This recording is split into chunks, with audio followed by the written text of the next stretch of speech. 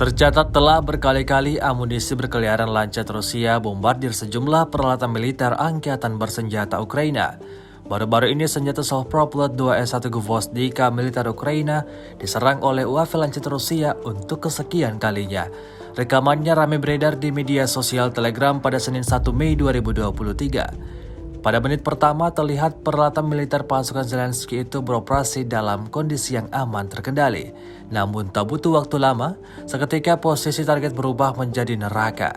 UAV lancet Rusia yang datang menabrak ciptakan ledakan yang tidak hanya besar namun juga dahsyat, seperti yang terlihat dalam rekaman.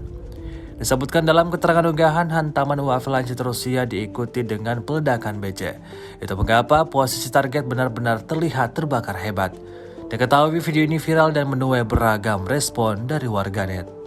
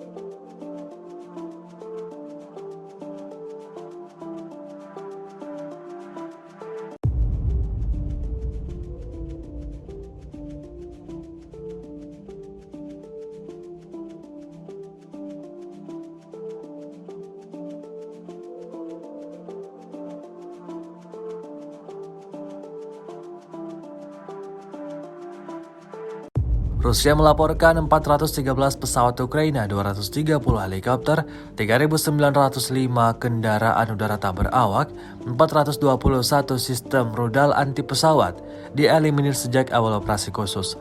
Sementara itu dari kubu Kiev, Kementerian Pertahanan Ukraina melaporkan 580 tentara Rusia dieliminir dalam sehari terakhir. Total 190.040 prajurit Federasi Rusia meninggal sejak awal konflik hingga hari ke-431.